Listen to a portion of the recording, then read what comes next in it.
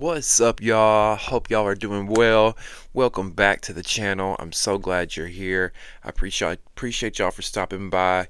This is your first time here. Welcome to the Damieon After Dark YouTube channel, where we will be recapping the latest episode of Playboys New Orleans on Now That's TV. Okay, before we begin, click that subscribe button and like this video. That helps me get in the algorithm. I really would appreciate that. If you would like to donate to the Damieon After Dark movement and help us sustain and grow this channel, in the description box below will be some ways that you can donate.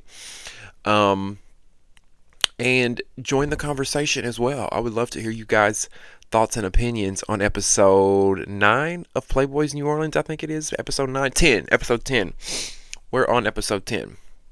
So yeah, get in the comment section below. I'm so sorry, you guys. I know y'all are probably used to it at this point. I'm always late on these videos, on these Playboys New Orleans videos, and I'm really late since I'm issuing this video out on a Saturday.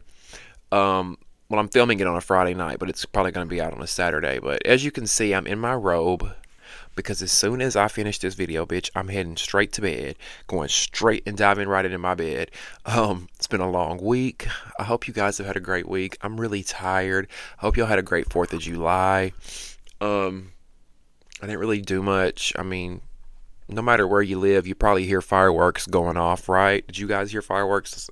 I mean, it sounds like World War III is going on. If you got dogs, yeah, it probably drives your dogs crazy, right? So yeah, I've just been really busy with work, and I'm about to leave for Miami for about 2 weeks. I'm going down to Miami for about 2 weeks, yeah. So I've been trying to get everything together for that, because I'm not going there in 2 weeks. I'm going there for 2 weeks. But I'm trying to get everything together before I go down there. Are y'all like me? You pack last minute. I wait and do everything last minute, and I'm trying to change that. So it's just been a busy week. So thank y'all for bearing with me. If you're watching this video and you still care, I appreciate you for being here from the bottom of my heart. Thank you. Okay, I mean that. Thank you. Now let's get into this recap.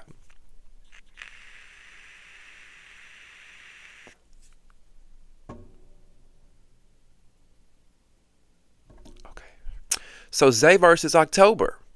We know last week that Zay and October got to fighting for whatever reason. I feel like this fight is pointless, right? There's no merit, there's no reasoning. It's meaningless. I just feel like these boys wanted to fight. They wanted their camera time, they wanted the clout. They didn't want to be like a lot of these boys fading in the background. So let's just fight for no fucking reason. That's what it was given to me. But who do y'all think won that? Because I feel like Zay was giving October that work. Zay was giving October that work. We've never really seen Zay fight on the show. He's not been in any fights. I think he was ready to get in a fight. Hell, he said it. He said, I haven't been in a fight yet. This is my time. This is my moment. This is my time to get a storyline, right? We've never really seen him in a fight. This is his first time. So, you know, he got what he wanted. And I think he won that between him and October. I mean, at one point, October was keeping up with him for like 3 or 4 seconds, but I will give it to Zay. And then after the fight, this is how you know it's just fake, fraudulent, and stupid. After the fight, October walks up to Zay and wants to hug him and shake his hand and say, oh yeah, you know, it's all good. Like, what? Y'all were never really mad at each other in the first place. This is so fake and stupid. That's why I say, why not just do a UFC for the gays? Why not just let the gays fight and y'all just put them in a ring and let them fight? Because there's no point in this even being a show at this point. Do y'all know what I'm saying? And I'm like Landon. Because Landon said it's giving that October got batteries put in his back.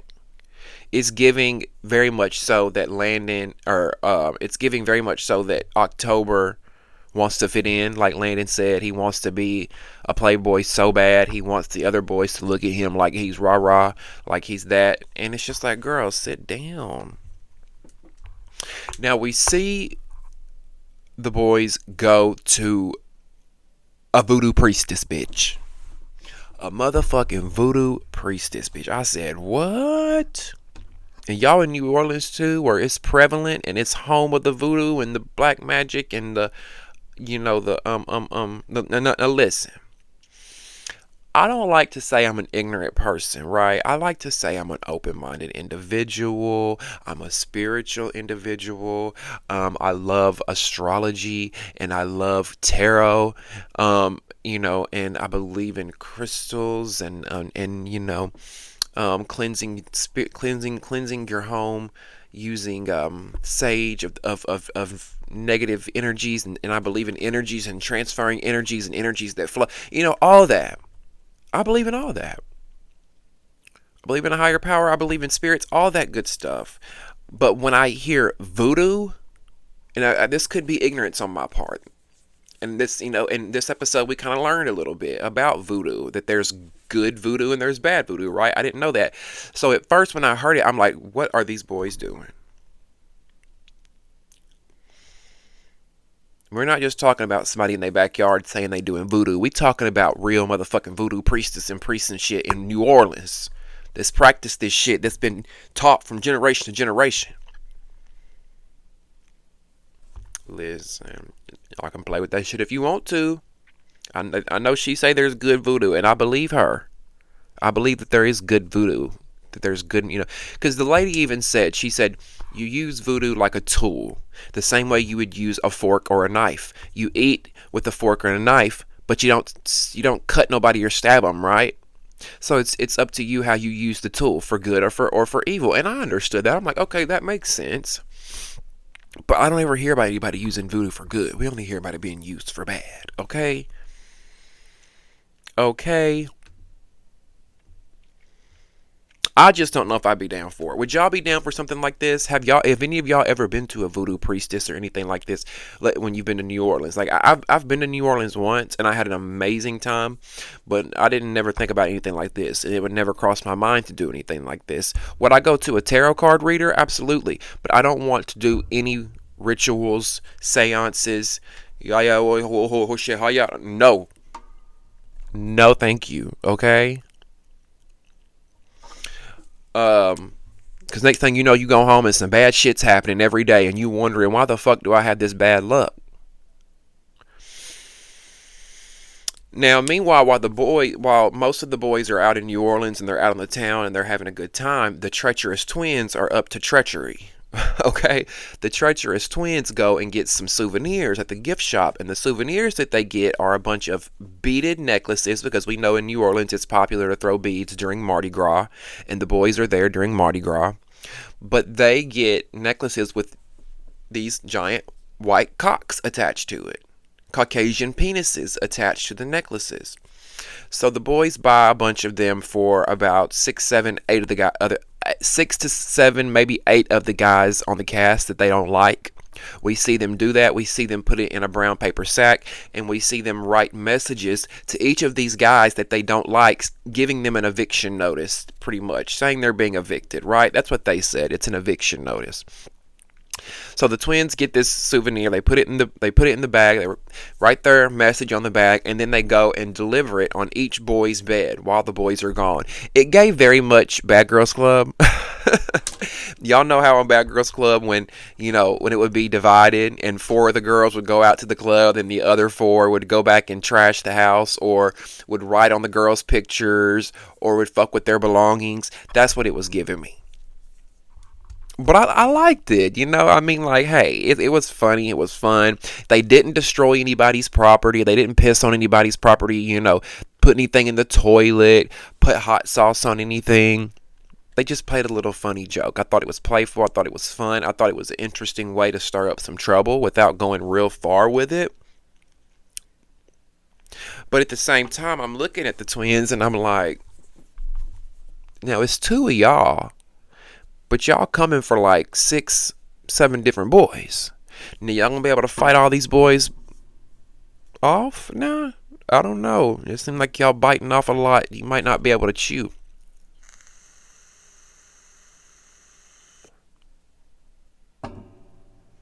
Now, meanwhile, while the twins are at the house, up to no good, up to their shenanigans, stirring up shit, the rest of the boys are back at the voodoo priestess, getting their cards read, doing tarot, all that. Which I thought was cool watching the man do the tarot readings, because that's one thing, like I said, that I am into. I have oracle cards somewhere in here, and tarot cards and stuff like that.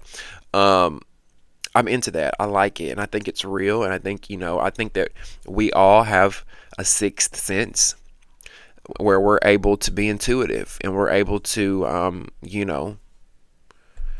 not see into the future, so to speak, because I feel like that's kind of cheesy. But we all have an intuitive sixth sense where we can sense things. It's just some people can tap into it easier, and more accessible than others can. So, the tarot I was into, but the one thing that I was like, the one thing I was not really down with, that I would have probably tapped out with, was like, when they were like putting the oils in their hands, and they were doing like this, and then the lady was whispering in their ear, and they were like putting stuff around them. They had to hold their arm out like that, and that's the part that would scare me. That's the part that would scare me. And then we're chanting, then we're chanting this thing. What were they saying? Ah eh yeah, I said ah eh yeah, hey yeah, mama ushans. Bitch, I don't know what they were singing. All I know is in my notes I got ah eh yeah, hey hey, mama Oshun. Bitch, I don't know who Mama Oshun was, but apparently Mama Oshun will bring you prosperity and abundance and clarity and all the riches and fortunes that you want. So the boys were praising Mama Oshun. I don't know who Mama Oshun is. All I know is that it reminds me of on Real Housewives of Potomac, when Wendy and Nneka were arguing over Osu, and Osu was not a good thing. So, like when we speaking in different languages, and we doing rituals and practices that I don't. And listen, y'all, I'm not being ignorant to it. It's just when I'm not, and maybe I know ignorance is when you're not educated to something. So maybe I am ignorant to it. But yes, I am ignorant to it. But when I'm not educated in something like that, I don't know what you're saying. I don't know what we're doing. It's not being explained what we're doing, what this is, why we're doing it. Which they kind of explained a little bit of it, but still, it would just make me uncomfortable. Does anybody else feel that way when they watch that scene?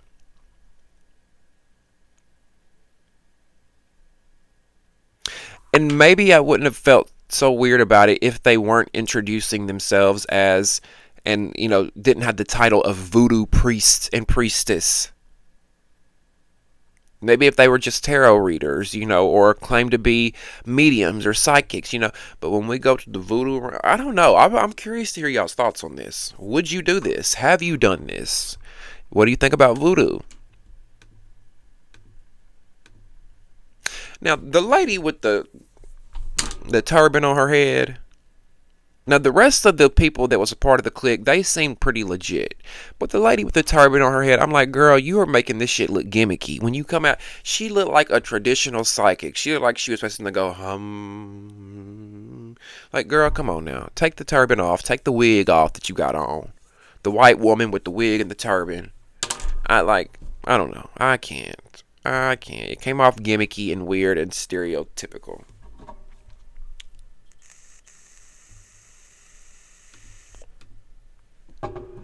Now, while I say that the voodoo stuff is not for me, I thoroughly enjoyed this episode, okay? I think out of the entire season, I enjoyed this episode the most because we got balance. We got some fighting, we got some drama, but we got some personal story or personal time with the guys, and we got to see them like have fun, let loose, laugh, dance, have fun with one another. It didn't have to be so drama driven, negativity, fighting, draining of the energy.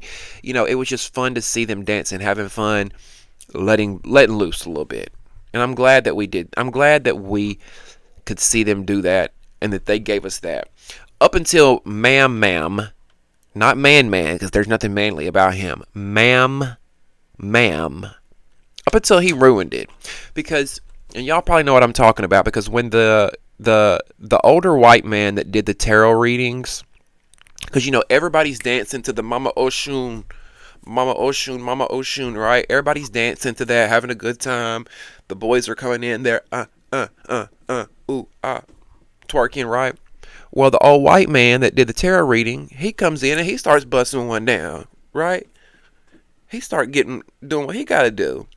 And then M-Mam in his confessional had the nerve. Did y'all hear this swollen stunt queen and what he said about that white man?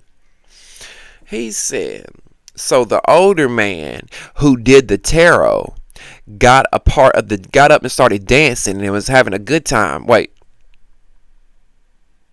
sorry, wrong part. It's what M-Mam said. Quote, the 68-year-old man that did my reading got his gay ass out there and started twerking. You are too old to be twerking and gay. You should have sat your ass down and had some kids. I mean, where the fuck did that come from? Y'all were all having fun. You're all dancing. The energy seemed light and fun and high. I'm just like, what did the old man do to you? I mean, what an ignorant, homophobic, trash thing to say about another human being when you are in the same community as them, ma'am. When you are another gay man, if he is gay. Now, you're assuming that when you say he's gay because he was twerking. I didn't think he was twerking. I think the white man was just dancing, doing his little shoulder lean. But you, ma'am, assume that he's gay. Maybe you're not happy with being gay because it seems like a self-reflection, and it seems like deflection on your part, that you don't like being gay. You don't like what you see when you look in the mirror. So you deflect onto other people, because this was very internalized homophobia. Very much so. Giving internalized homophobia. Do you know how many men, ma'am, do you know how many men had to live a lie because they didn't get to grow up in the times that we grew up in, where there were pride parades and you were celebrated for being gay? Do you know how many men were married to women because it wasn't okay to be gay, and they were forced to live a lie and have children and pretend that they were in love with the pussy? You know how many men had to do that? Do you know how many men paved the way so we don't have to live like that anymore? And then for you to go say some trash ass shit like that with your big overgrown swollen self, look like you got stung by a goddamn bee. And see, that's the thing. If it weren't for your nasty ass attitude, you could be an attractive man. It has nothing to do with his weight. He could be a very good looking man, but your attitude makes you look swole, baby. Swole. And miserable. To say that about that man, I just thought it was so tacky, trashy, toothless. No morals, no scruples. Gutter butt. Foul, which is what you are, ma'am. Foul. And aren't you gay? And weren't you twerking? Wasn't he twerking? Ma'am, wasn't he? And aren't you in your 30s? Thought so. Because if we're going to talk like that, your overgrown self's too old to be sitting up there twerking and doing all that. You should have sat down and had you some kids. Where your kids at? You know who I'd love to see fight ma'am? Do y'all know who I would love to see fight ma'am that would give that motherfucker, not only give him a run for his money, but would bulldoze him the way he bulldozes everybody else? Jonathan Wright. That's who I want to see. Bring Jonathan Wright on the motherfucking Playboys.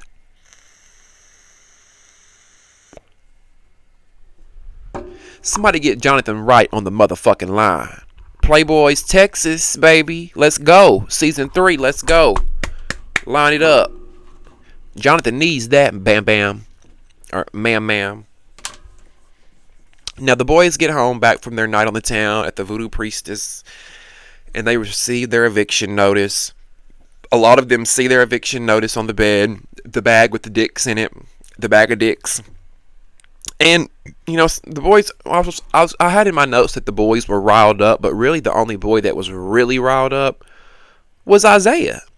And it's not even really that deep. I thought it was funny. I thought it was a funny, lighthearted joke. Now he's acting like they destroyed his property and unalived his cat. I don't know, but it's just like, damn, Isaiah, you act like you're on your menstrual, baby. Do you need a pad? Do you need a tamp? Now he's mad because he says he feels like that the production and everybody a part of this is treating him like a cast member. But baby love, you're acting like a cast member. You're on every episode running around, getting in the mix of everything, acting like a cast member. What do you expect? And I thought you were the CEO, Isaiah. If you're the CEO, why are people treating you like the cast member? Or are you really the CEO? Because from what I heard, you're not a part of now that's TV no more. But yet you created and this shit and these shows and all this. What's going on? It sounds like to me you pitched some shows to the network. They took the show like Natalie Nunn pitched Baddies. Zeus took the show. Now that's TV took your shows. Now they don't need you no more. Y'all parted ways. It's their property now. It's not Isaiah's property. But you don't want to be treated like a cast member. Get behind the scenes. Hello? Don't cry fucking wolf now. You're in the fold. You get in the mud. You be fighting with these boys. You're a cast member. Don't you have confessionals? You're a cast member. Now, I was trying to figure out what Cashy and M-Mam's beef was. Because Cashy presses M-Mam about wanting to fight. And I'm like, what's the issue? But apparently they fought at the auditions. And Cashy wanted to fight M-Mam again. I don't know if he lost the fight and he wants to get his lick back or what. But Cashy wants to fight M-Mam again. And he feels like M-Mam has been fighting everybody else in the house. Those that are smaller than him necessarily. But hasn't fought him. And we all know that Cashy is what? 6'5", 6'4", something like that. So he's a tall, big dude. But I'm just like, really? When were the auditions? Like, why do y'all want to fight? Like, y'all really, these boys really fight if you breathe the wrong motherfucking way. Don't fart when you walk by, bitch, or they gonna fight you. Okay? Like, it's just like, damn. But let's see it. Here we go. We got M-Mam in one corner. We got Cashy in one corner. Boom. They hit it. They start going to one another. And I was shocked. I was shocked because I thought M-Mam was going to bulldoze that fight. And Landon gave that fight to M-Mam. But I'm giving that fight to Cashy. Because really, M-Mam mainly bulldozed like he always does. Just uses his weight and like, which there's nothing wrong with that.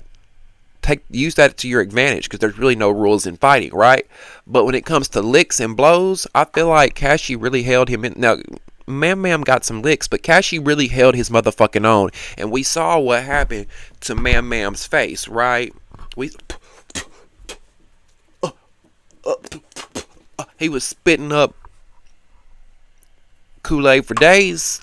I don't want to say B-L-O-O-D, but y'all know. He was spitting up fruit punch Kool-Aid for days, baby. He was like just gushing.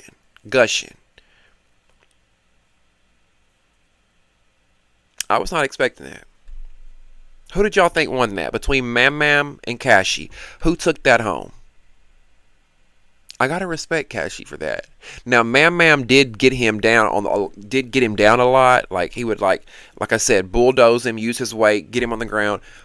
Kind of like plummet him, but Cashy was sticking in there and he was using them long ass arms. See, that's the thing about us tall motherfuckers. We got these long ass arms, Spider-Man arms, star advantage. So come around with that right hook, get you one time right there, and he got him right in the face one good time. I gotta give that fight to Cashy. I do. I gotta give him his respect. I don't like Cashy that much, but I gotta give him that. And if it wasn't for M-Mam's weight, if it wasn't for M-Mam being able to push his weight around, Cashy would have won that. Cashy would have really, not won that, but really ate him up. Handed it to him. And you know, another thing I was thinking, y'all, as I was watching this fight, is how much of a fucking liability this was. It's 1,000 wonders that these boys did not go flying out that window. Did y'all see? M-Mam had Cashy all up on them windows. And it looked like, and you know, they were probably high up. All it took was the right Y'all go find that motherfucking window. And then what? We got 2 unalived cast members on the ground. Show's a wrap. It's over. Shut the shit down. It's not worth it, y'all. Y'all gotta do better, because what y'all could have done is rented a mansion for a week or two and just filmed them in there. Why stop getting these apartments and these hotels and putting 50 boys in there? It just don't make no sense.